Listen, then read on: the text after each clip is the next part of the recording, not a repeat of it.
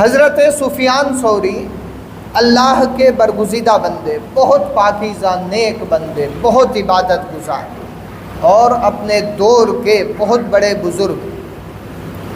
یہ کتاب تذکرۃ الاولیاء، میں نے پہلے بھی اس کا ذکر آپ کے سامنے کیا ہے، حضرت شیخ فرید الدین عطار کی لکھی ہوئی اور تقریباً 900 برس سے زیادہ پرانی کتاب ہے، آج کی کتاب نہیں ہے، یعنی سچے ولی کی لکھی ہوئی، سچے اللہ کے بندے کی لکھی ہوئی اور سچے بندوں کے لیے لکھی ہوئی کتاب ہے۔ اس کے باب نمبر 16 میں حضرت سفیان ثوری کا ذکر کیا گیا، لہٰذا میں ادھر ادھر کی بات نہیں کر رہا ہوں۔ کچھ لوگ ہیں جو آج کل کہتے ہیں کہانیاں علماء سناتے ہیں، کہانیاں نہیں ہیں، یہ اوریجنل بات ہے، اوریجنل قصہ ہے جو انشاءاللہ تعالی لوگوں کی زندگی بدلنے کا ظرف رکھتا ہے، اور ایک نہیں ہزاروں ایسے لوگ ہیں جو اس کتاب کو پڑھنے والے اللہ کے ولی بن گئے ہیں۔ ان کے متعلق جو بیان آتا ہے، بہت بڑے بزرگ ہیں۔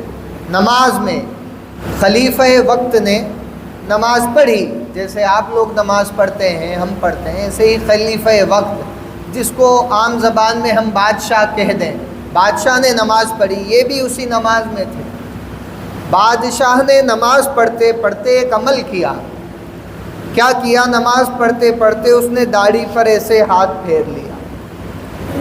کوئی بڑا گناہ نہیں، کوئی بڑی گستاخی نہیں، فرض نہیں چھوٹا، واجب ترک نہیں ہوا، مکروہ تحریمی نہیں ہو گیا، بہت بڑا گناہ نہیں ہو گیا، صرف ایک مرتبہ، زیادہ نہیں، ایک مرتبہ داڑھی پر ہاتھ پھیر لیا۔ حضرت سفیان ثوری نے جب نماز مکمل ہو گئی تو خلیفہ وقت سے فرمایا، اے خلیفہ وقت، تم نے اچھا عمل نہیں کیا، تمہاری ایسی نماز اللہ تعالیٰ قیامت میں تمہارے منہ پر مار دے گا۔ جب خلیفہ وقت سے اتنی بڑی بات کہہ دی تو خلیفہ وقت نے کہا، کیوں؟ اب تصورات میں آپ کے سامنے پیش کر رہا ہوں۔ بادشاہ وقت نے کہا، کیوں؟ میری نماز میرے منہ پر کیوں مار دی جائے گی؟ تم نے اپنے چہرے پر، اپنی داڑھی پر ہاتھ پھیرا، یہ نماز قابل قبول نہ ہوگی۔ بادشاہ وقت، خلیفہ وقت نے پوچھا، یہ اتنا بڑا گناہ تو نہیں، اتنا بڑا گناہ تو میں نے نہیں کیا کہ جس کی وجہ سے نماز منہ پر مار دی جائے؟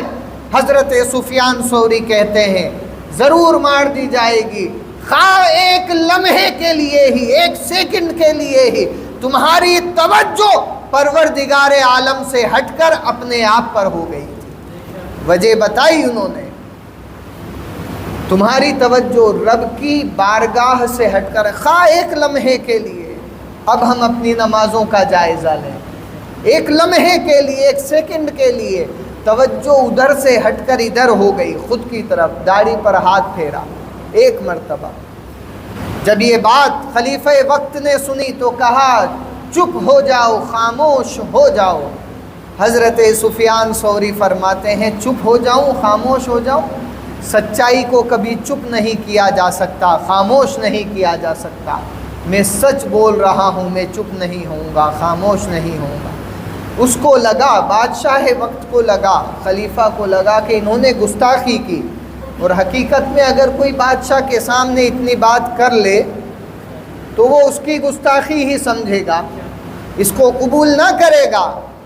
اس نے کہا، اچھا تم خاموش نہیں ہوتے، حکم کر دیا سینکوں کو، وزراء کو، ان کو ہمیشہ کے لیے خاموش کر دیا جائے، ان کو ہمیشہ کے لیے چپ کر دیا جائے، سزائے موت کا اعلان ہو گیا۔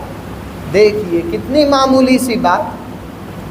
خلیفہ وقت نماز پڑھ رہا ہے، نماز میں اس نے داڑھی پر ہاتھ پھیر لیا، کوئی بڑا گناہ نہیں کیا۔ سفیان ثوری جو اللہ کے بزرگ بندے ہیں، انہوں نے ٹوک دیا، تم نے یہ اچھا عمل نہیں کیا، تمہاری یہ نماز تمہارے منہ پر مار دی جائے گی۔ اتنی سی بات، نہ تو گناہ اتنا بڑا تھا، نہ بات اتنی بڑی تھی، لیکن سزا بہت بڑی دی گئی۔ کیا سزا دی گئی؟ کہ پھانسی پر چڑھا دو، یہ دن اس کے لیے آخری دن ہوگا۔ اگلے دن پھانسی کا وقت مقرر کر دیا گیا۔ حضرت سفیان ثوری جب وقت قریب آیا تو آج کل کا دور اور زمانہ الگ ہے، وہ دور اور زمانہ الگ تھا۔ وہاں ایسا نہیں تھا کہ ان کو جیل میں بند کر دیا گیا، بلکہ آزاد ہی تھے، کیونکہ وہ کہیں بھاگنے والے تھے نہیں۔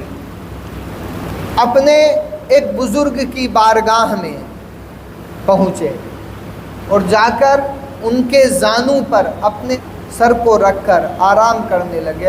اگلے دن جب ڈھونڈنے سینک پہنچے تو دیکھا کہ وہ ایک بزرگ کے زانوں پر، ان کے پیر پر سر رکھ کر آرام کر رہے ہیں، پیر پھیلا رکھے ہیں، بے فکر، بے خوف، بے خطر لیٹے ہوئے ہیں۔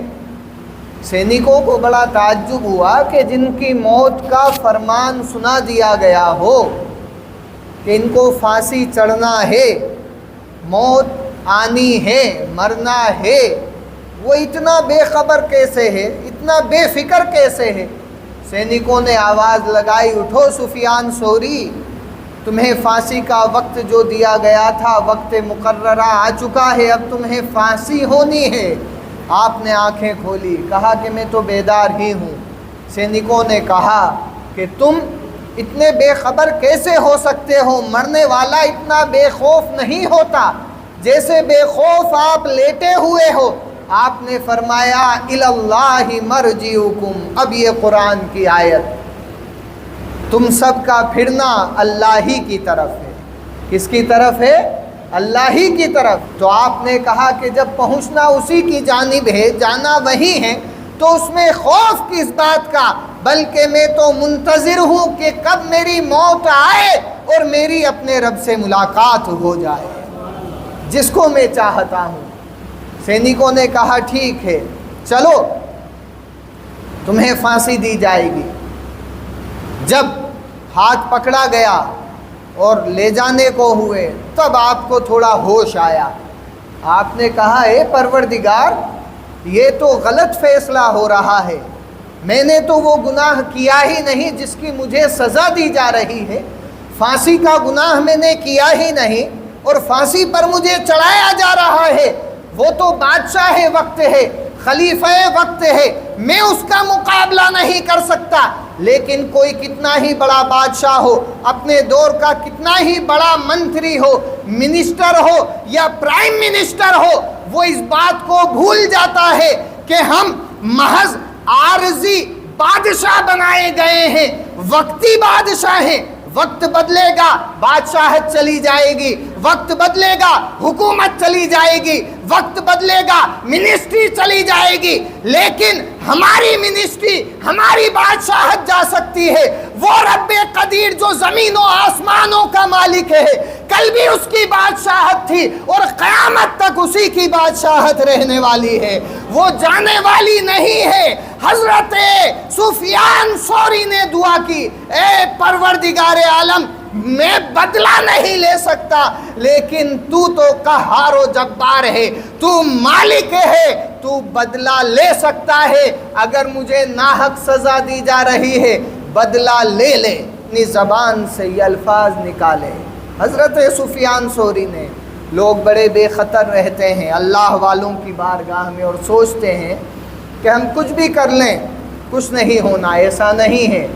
اللہ والوں کی بارگاہ سے اللہ کا فیصلہ ہوا کرتا ہے، اس کی طرف کا فیصلہ اللہ والوں کی بارگاہ سے ہوا کرتا ہے۔ اتنا سا کہنا تھا کہ اللہ تو بدلہ لے۔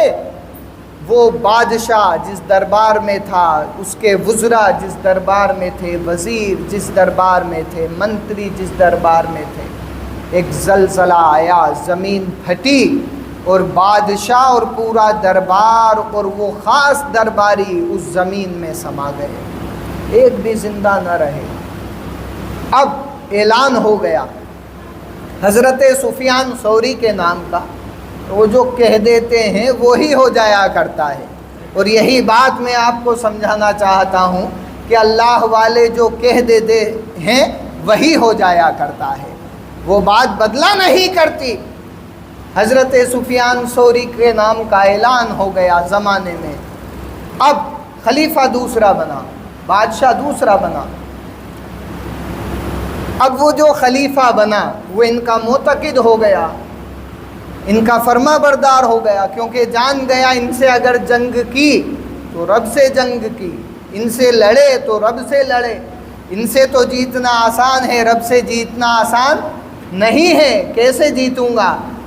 انہی کا تابع دار ہو گیا۔ اور ایک روز ایسا موقع آیا کہ حضرت سفیان ثوری بیمار ہو گئے۔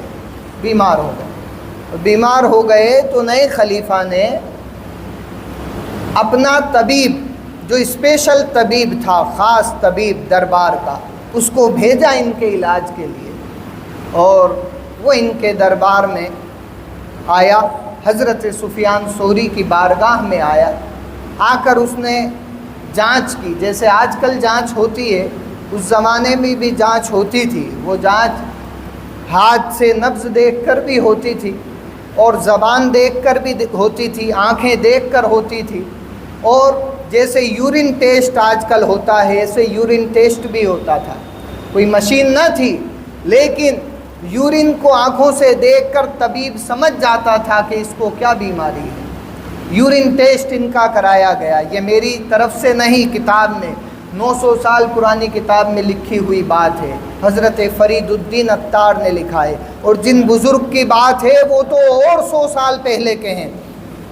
حضرت سفیان ثوری کا یورین ٹیسٹ ہوا، پیشاب کی جانچ ہوئی۔ یورین ٹیسٹ میں جو طبیب تھا وہ مجوسی تھا، یعنی آگ کی پوجا کرنے والا۔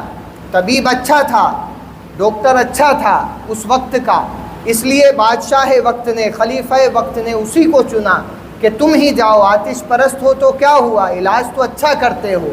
جیسے آج ہم کسی ڈاکٹر سے علاج کروانے سے پہلے اس کا مذہب نہیں پوچھتے، دھرم نہیں پوچھتے، برادری نہیں پوچھتے، ڈاکٹر اچھا ہے تو علاج کروا لو۔ طبیب کو بھیجا، مجوسی تھا، آتش پرست تھا، اور اس نے جب یورین ٹیسٹ کیا اور بادشاہ کو جا کر، خلیفہ وقت کو جا کر ان کی حالت بتائی تو بادشاہ حیران رہ گیا۔ اس نے بتایا کہ ان کے جگر کے ٹکڑے کٹ کٹ کر ان کے پیشاب میں آ رہے ہیں۔ بادشاہ نے پوچھا یہ کیسے ہو رہا ہے؟ تو طبیب جواب دیتا ہے کہ انہوں نے اپنے اندر خوف خدا کو اتنا اتار لیا ہے کہ خوف خدا سے ان کے جگر کے ٹکڑے ٹکڑے ہو گئے ہیں۔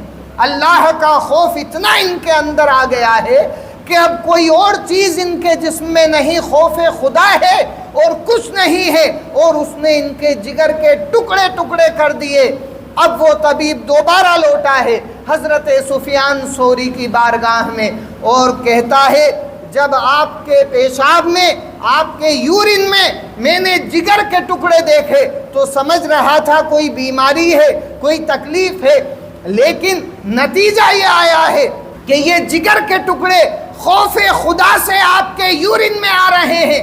اللہ کا خوف اتنا آپ کے اندر ہے، بھلا جب ماننے والے امتی کے اندر اللہ کا خوف اتنا ہے اور اللہ سے اتنا ڈرتا ہوگا، جب اس امت کا امتی ایسا ہے تو اس امت کا رسول کیسا ہوگا، اس امت کا آقا کیسا ہوگا۔